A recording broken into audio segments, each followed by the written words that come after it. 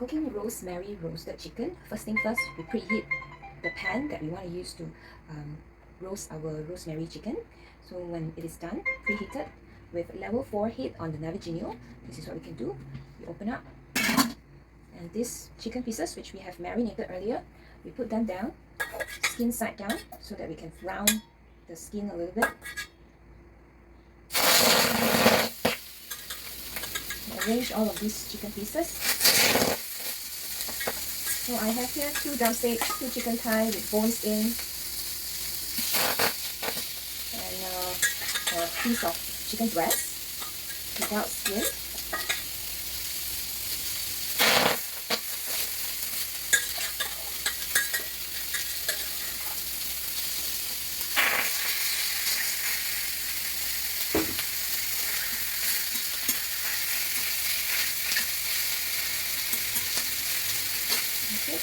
So at this time, I'm still having my heat level 4 here. I'm going to reduce it to heat level 3.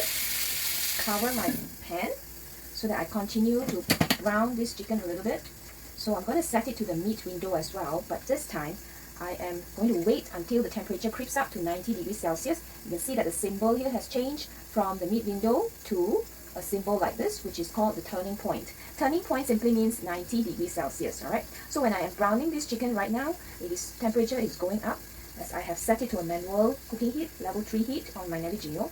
Cooking temperature will continue to creep up to 90 degrees and it will beep when turning point is up, alright? So this symbol is something that is not automatic. It is a manual symbol, simply to beep and remind you to come back here to flip your chicken pieces or any other ingredients that you want to pan fry. Okay, so at the moment we are waiting for this. This is what we can do. We can prepare our ingredients, or we can wash out our utensils that we have used earlier. So when the temperature is up to the turning point, this is the time when our chicken pieces are ready to be flipped over.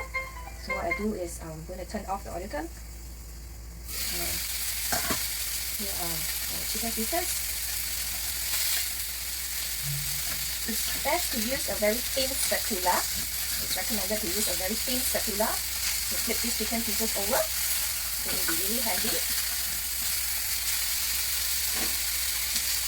So these chicken pieces will be nicely browned when it is at the temperature of 90 degrees Celsius, or what I call the turning point.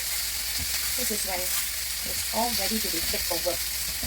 If you want every piece to be nicely flipped over, a very thin spatula like this one is recommended. So every piece will be nicely browned, and flip over it will be nice as well.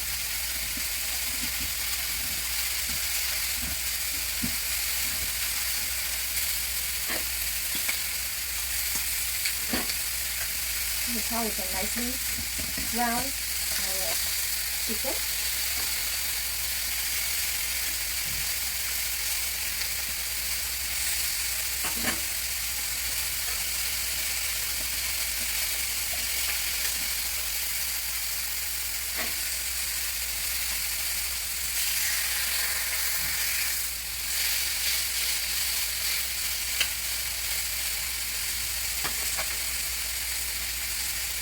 When this is done, we can cover it a little bit. As we continue to have our level 3 heat, we want to brown the other side of this chicken up to the turning point again. And this time, it's going to be pretty fast. The temperature will creep up pretty quickly. When it reaches the turning point again, that's when we can remove our lid and add in the other ingredients like our rosemary, like our garlic, and lemon juice. So this browning technique is good for pieces of chicken like this. We can always brown our chicken before we turn it into other gourmet recipes.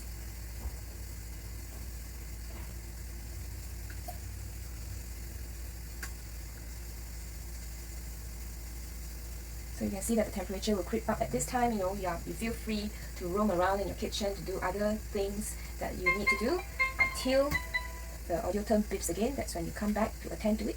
So now this is all done. We turn off the heat. Turn it off and remove the lid. This is the time when we can add all the other ingredients. I'll show you the other side. On the flip side, it will be gently brown just for the aroma to be nice, to nicely come off. So it's gently brown. So at this point, these chicken pieces are not cooked yet. Okay, they are not cooked yet. Hence why the automatic system will come in handy at this point. Yeah. Bear in mind, we did not add a single drop of oil. Alright, and we are able to brown these pieces of chicken like this because chicken pieces naturally have its own fat, so we do not have to add a single drop of oil, and we are able to brown these chicken pieces like this. Okay.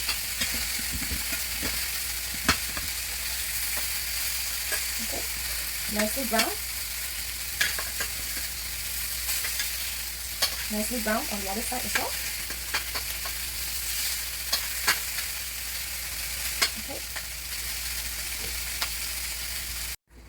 So when we are done flipping our chicken pieces over, what I have done is after I flip over, when it has reached the turning point, I added the potatoes, the garlic and the rosemary, 3 sprigs of rosemary herbs into the pan. And this is a time when I want to bring everything to fully cook. So this is when I cover this pan and I turn on my Navigineo to the automatic mode so that I cook everything to its doneness. So what I do is I am setting it to the carrot window, which is the highest temperature for automatic mode setting, and I set it to cook for 20 minutes. So basically this is like simmering time of 20 minutes, as I like my chicken pieces to be tender and to be softer, because this is actually organic chicken pieces that I'm cooking. So it is carrot window plus 20 minutes. Alright, so this is how I roast chicken pieces with a hot pan. Time will continue to elapse. As you can see, it's 17 minutes now, and it will continue to elapse to 10 minutes and so on until it is done. When 20 minutes simmering time is over, the audio tone will beep and we shall be able to get alerted to come back to attend to our cooking. So when cooking time has elapsed after 20 minutes, we are called back to the kitchen. We can turn off our Navigineo stove and we can turn off our audio tone. This is when our chicken, roasted rosemary chicken, is done. Okay, so this is how it looks like. There is a lot of juice, nice juice over here, nice gravy. It comes out naturally from the chicken pieces. We did not add any single drop of water, and this is purely the juice coming from the chicken. Now at this time, if you would like to sizzle your chicken a little bit, you can do that.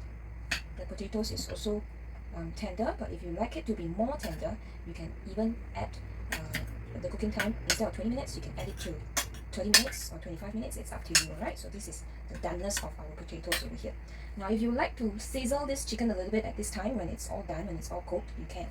So what you do is you turn it on to level 6 heat. This is the last step of our cooking, right? You sizzle it with level 6 heat and you set a timer. This is a timer symbol, and you have it at level 6 heat for about 2 minutes. Okay, so 2 minutes, you can set a timer like this, leave the lid open and turn it on to level 6 heat and have this simmer and boil for about 2 minutes, and that shall let the chicken pieces, the fat from the chicken pieces, to ooze out a little bit more, which makes this dish even better if you like this. Otherwise, this dish is good to be served. You can just eat it like that. Alright, so when it starts to boil, just let it be. This is how it looks like.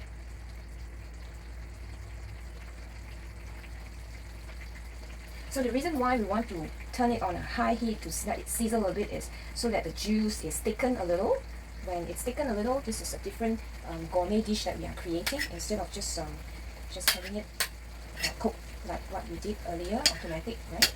So now at this point, we are bringing out the taste of the aroma of the rosemary even better, as well as the garlic. We dry it up a little bit.